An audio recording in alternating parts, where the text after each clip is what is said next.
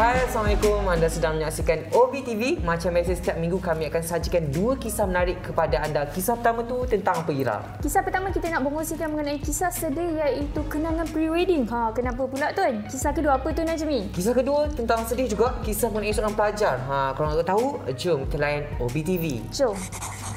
Okey guys, untuk berita pertama OBTV minggu ni, macam mana tahu jodoh, ajal, maut dan segalanya telah ditetapkan oleh Allah Subhanahu Wa Taala. Sebagai manusia, kita hanya mampu merancang dan selebihnya Allah yang menetapkan. Tapi kan Ira, dalam konteks sesembang pasal jodoh, macam-macam effort dah letak. Kalau dah bukan jodoh tu, siapa kita nak menghalangkan kan?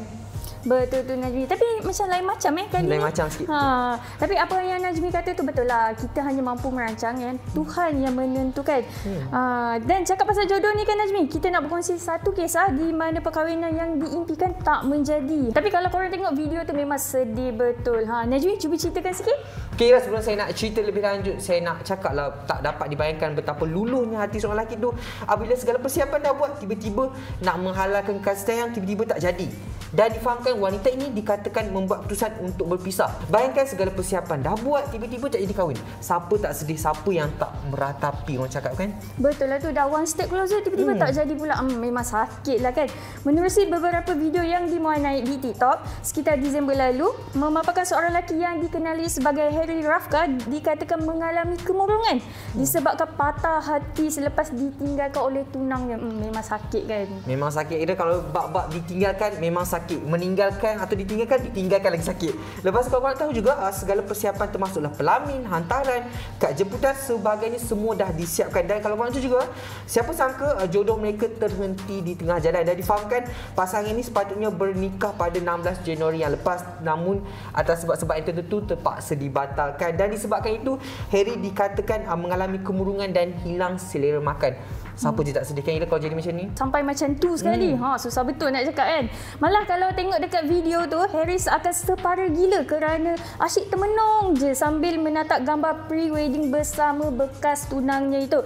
Lebih meruntuh hati apabila Harry menyarungkan baju yang sepatutnya dipakai waktu majlis pernikahannya, tapi dia pakai time tu je. Memang sedih lah kan. Kelihatan Harry beberapa kali merenung ke arah katil pengantin dengan pandangan yang kosong dan sayu. Memang sedih lah kan. Kalau kita berada kat tempat dia pun, kita pun akan rasa macam tu. Apa-apa pun bersabarlah Harry. Dah tak dijodohkan, nak buat macam mana. Yang penting kan Ira, gadis-gadis rakyat Malaysia yang mana single ni mungkin boleh try Harry lepas ni. Mungkin. Okay, baiklah, untuk berita OBTV kedua, kami nak berkongsi satu kisah tragik yang menceritakan seorang guru ni. Kenapa Najmi? Cuba ceritakan sikit. Okay, kalau korang tahu, sebuah video dikongsikan oleh seorang cikgu dikenali sebagai Cikgu Far di laman TikTok tampil menceritakan kisah seorang pelajarnya yang memang betul sedih. Dan walaupun diuji dengan sebegitu, pelajar ini masih cekal menimba ilmu dan datang ke sekolah seperti biasa. Video yang dikongsikan itu macam biasalah telah meraih pelbagai respon daripada warganet, ada yang sedih dan sebagainya. Menerusi video yang dikongsikan, dapat dilihat seorang pelajar lelaki yang memakai baju sekolah berwarna putih, namun saiz baju tu macam terlampau besar untuk dia.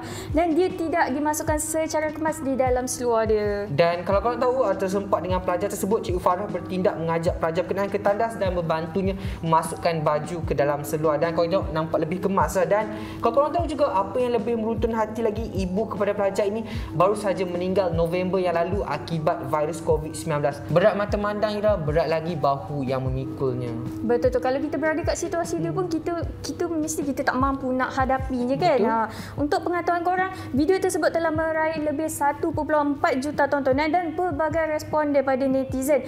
Kalau kita tengok dekat ruangan komen, rata-rata netizen turut sebab dengan kisah yang dikongsikan. Dan ada juga di antara mereka yang bermurah hati untuk memberikan sumbangan kepada pelajar tersebut. Baik kan? Betul tu Ira. Bercakap mengenai pertolongan Ira, inisiatif yang dilakukan rakyat Malaysia memang wajar dipuji. Kiranya rakyat Malaysia ni cakap je kat mana sesusah, esok insya-Allah dia orang datang. Dan apa-apa pun Ira, kita di OBTV mendoakan semoga urusan adik ini dipermudahkan dan belajar raja-raja. Dan bagi mereka yang sering bantu, semoga urusan anda dipermudahkan insya-Allah. Amin. Okey guys, untuk story OBTV yang pertama, Nasha, orang kata selepas berkahwin ni banyak cabarannya. Walaupun indah, tapi masihlah ada cabarannya kan. Baru-baru ini tular di TikTok apabila seorang wanita dipercayai mengalami depresi yang melampau sehingga terpaksa dikejarkan ke hospital gara-gara suaminya yang kuat cemburu. Lebih mengejutkan lagi Nasha, apabila mereka baru saja seminggu Baru seminggu kahwin, Ash, dah sampai masuk ke hospital. Jadi dalam beberapa video yang dimuat naik oleh seorang wanita yang dikenali sebagai Fijri dekat dalam TikTok ni, dia mendedahkan bahawa diri dia ni menghidapi depresi yang teruk. Disebabkan perubahan perangai suami dia tu lepas dia kahwin. Mungkin sebelum kahwin dia kenal suami dia macam lain. Tapi lepas kahwin sampai depresi. Apa yang berlaku sebenarnya? Itulah dia bahaya kan Nasha. Walau tempoh perkahwinannya kan baru masuk seminggu lah. Amat singkat lah orang kata. Namun dia masih mencuba sedaya upaya untuk menjadi isteri yang baik. Serta boleh menguruskan makan minum serta kebajikan si suami lah. Masih walaupun dah sampai ke hospital tapi tetap lagi. Bagus. Tapi nak dijadikan cerita kan, sikap sebenar suami dia ni dia barunya ternampak, baru terbongkar bila kawan adik dia ni datang ke rumah untuk nak bagi hadiah baru lepas kahwin lah kot kan. Tapi si suami ni pula mula rasa cemburu sampai marah-marah menengking-nengking dekat depan tetamu ni semua. Dan dilarang untuk isteri dia ni bergaul dengan orang lain. Tapi hanya boleh layan suami dia seorang je. Sampai macam tu dia punya tahap level jealous dia tu Sampai macam tu sekali Nasha. Walau bagaimanapun nasib sudah menjadi bubur Nasha untuk mengenangkan apa yang terjadi kepada dirinya. Lagi satu Nasha, cakap pasal isu depresi ni memang tidak diboleh bawa main lah kan. Memang orang kata benda-benda ni serius. Harap-harap wanita ini kembali pulih dan isu rumah tangga mereka dapat diselesaikan dengan cara yang baik, harap-harapnya. Okey guys, untuk berita yang seterusnya, perasaan kehilangan orang yang tersayang memang kita tidak boleh digambarkan dengan kata-kata Nasha. Sebab itulah orang selalu kata hargailah orang yang berada di sekeliling kita selagi mereka masih ada. Kisah yang kita nak kongsi kali ini ialah mengenai seorang jurusolek yang tetap meneruskan tanggungjawabnya apabila si ayahnya meninggal dunia pada hari yang sama hari yang sama. Macam mana dia buat kerja Masih dengan jalani tanggungjawab. Sedih itu juga. Itulah dia. Walaupun perit kehilangan orang yang tersayang Nasha, seorang gadis tetap kuatkan diri untuk menjadi jurusolek seorang pengantin pada hari yang sama bapanya meninggal dunia. Menerusi video yang meraih 500,000 tontonan di TikTok, seorang gadis menceritakan bapa tersayang pergi menghadap sang pencipta ketika hari dia dijadualkan bekerja. Kuat betul wanita ni kan Nasha? Ya, kuat sangat-sangat. Jadi walaupun hati dia berat mengenangkan ialah ayah dia baru je pergi ni, baru tadi ni. Tapi tetap juga gadis ni menjalankan tanggungjawab dia sebagai jurusolek dan hasilnya dapat dilihat begitu memuaskan. Mengulas lebih lanjut kan Nasha, gadis ini menceritakan dia sempat mengiringi jenazah bapanya hingga ke liang lahat. Tengok dekat ruangan komen pula kan, ramai netizen yang sempat memberikan kata-kata semangat kepada gadis ini dan turut sedekahkan Al-Fatihah buat Allah yarham bapanya. Ramai juga yang komen bahawa jurusolek ni sangat-sangat profesional tau Ash. Walaupun kita boleh lihat dekat dalam video tu di mana dia cuba sedaya upaya untuk menahan rasa sedih. Bayangkan mungkin tengah-tengah nak make up tu tapi tiba-tiba teringat ke kan. Masalah Kalau Nasha tengok video tu kan, memang dia pakai mask tapi nampaklah dia punya mata tu berkaca. Mesti bengkak je mata kan. Itulah dia. Kita doakan agar urusan wanita ini sentiasa dipermudahkan dan juga kita doakan juga agar rezeki makin melimpah ruah dan dapat job lagi lah lepas ni kan. Amin. Okey guys, untuk berita pertama OBTV minggu ini, berita yang pertama ni dia agak sedih tau Tika. Sedih. Okey, kenapa tu? Tapi kalau kena dekat diri sendiri, kita memang rasa tu macam marah sangatlah. Geram Lebih kepada geram lah, terkilan dan sebagainya kan. Ia mengenai seorang lelaki yang ditinggalkan kekasihnya walaupun dia sudah pun melakukan pengorbanan yang besar. Saya baca pun agak macam menangis air mata darah mengenai lelaki yang dikenali sebagai Uzail meluahkan rasa kecewa apabila ditinggalkan kekasihnya. Tapi Dan, apa yang lebih memang menangis betul, dia ditinggalkan selepas dia mendermakan buah pinggang kepada ibu wanita tersebut. Uzail Martinez berkongsi beberapa video di TikTok menceritakan bagaimana dia rela menawarkan diri untuk mendermakan buah pinggangnya kepada bakal ibu mertuanya itu. Menurut lelaki yang berasal daripada Baja, California ini, dia menyangka dengan melakukan perkara itu dapat membuktikan keikhlasan cinta dan dapat menyelamatkan hubungan bersama kekasihnya. Namun siapa sangka pengorbanannya itu langsung tidak dihargai oleh kekasihnya itu. Sedih betul saya dengar. Sementara di video lain, Uzail Martinez mendakwa dia langsung tidak menyimpan dendam terhadap bekas kekasihnya itu. Katanya sebegini, saya dengan dia tidak ada apa-apa. Kami mempunyai hubungan baik. kami bukan kawan, tetapi kami juga tidak membenci antara satu sama lain. Niat Uzil ni niat yang baik, dan patutnya orang-orang di luar sana pun contohilah. Abang kata perbuatan yang baik macam dia buat. Betul lah, tapi nak buat macam mana kan Dan? Tapi Pika, untuk pengetahuan penonton di rumah, video yang dikongsikan Uzil Martinez telah mendapat hampir 14 juta tontonan. Dan mereka juga tak henti-henti beri kata semangat. Dan ada jugalah yang mendakwa macam nanti mestilah girlfriend dia tu menyesal. Sebab apa?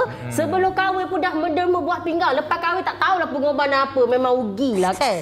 Okey guys, berita OBTV yang seterusnya ini, sebelum kita berkongsi berita yang kedua ni Pika, saya nak tanya awak lah. Siapa pelakon yang awak paling minat sewaktu awak kat sekolah dulu? Sebab apa? Sebab kita ni saing-saing di umur Pika. Umur tak jauh sangat. Filem atau drama apa je awak tengok, mesti saya tengok juga. Oh, awak tengok juga Mesti saya tengok. Saya dulu tengok Ombak Rindu. Ombak Rindu. Tapi kalau awak dah, awak minat siapa? Kalau saya minat siapa? Saya minat Fasha Sanda. Fasha Sanda. Ya. Fasha Sanda ni memang saya punya favourite lah. Kalau dia berlakon dekat dalam filem, saya pergi tengok Mami Jarum dulu. Kalau dia berlakon drama pun mak saya layan. Cakap pasal Fasha Sanda ni, awak perasan tak Pika? Sehingga sekarang ni kan, kalau kita tengok dekat TV ke kan, Fasha Sanda mesti ada. Dia masih berlakon aktif lagi dan orang kata kekal relevan di dalam industri hiburan. Betul, saya setuju. Sebab apa, kalau Fasha Sanda berlakon ni memang kita sekali akan join dia. Macam kita betul duduk dalam filem tu. Macam drama. Macam dia berlakon real kan? Betul tu. Dan kalau nak tahu sebenarnya Fasha Sanda dah 16 tahun dalam dunia seni ni. Walaupun tiap tahun ada je bakat baru kan yang keluar, tapi nama Fasha Sanda ni masih memegang watak-watak utama. Tapi bukan itu saja, dan walaupun dah lama kan berkecimpung dalam dunia lakonan, Fasha tetap membuka ruang untuk mempelajari perkara-perkara baru. Kira dia walaupun dah hebat, dia tetap belajar lagi. Dan yang paling penting dia cakap, kena disiplin. Kena ikut call time tu. Macam awak dah tahu BTV, jaga lambat-lambat. Saya jaga call time saya lepas ni. Kena penting tu. Okey, betul-betul Pika. Orang kata kita senangkan kerja orang, orang senangkan kerja kita Pika. Disebabkan perkara itulah Fasha sampai sekarang ada job. Dia kata. Tapi itulah, dalam banyak-banyak tips yang Fasha bagi tu, bangun awal ni memang paling mencabar kalau bagi saya. Sebab saya belum faham awak. Sebab bangun awal awak tu lepas Zohor. Macam mana dia nak jadi artis? Betul ke lepas Zohor? Awak tak serumah dengan saya, awak jangan menuduh kan? Okey, sekian saja OBTV untuk kali ini. Untuk membaca artikel-artikel menarik, jangan lupa layari www.ohbulan.com. Follow TikTok Oh Bulan Official dan subscribe juga YouTube Oh Bulan Official, kerana subscribe itu percuma. Yes, betul tu. Dan sekali lagi kita nak ingatkan penonton di rumah, OBTV akan bersiaran setiap hari Jumaat, Sabtu dan Ahad jam 6.55 petang hanya di TV9. Saya Daniel Nawawi. Saya Syafiqah Suhaimi. Sampai berjumpa lagi. Bye. Assalamualaikum. Tuan suruh saya action, tuan tak suruh saya cakap.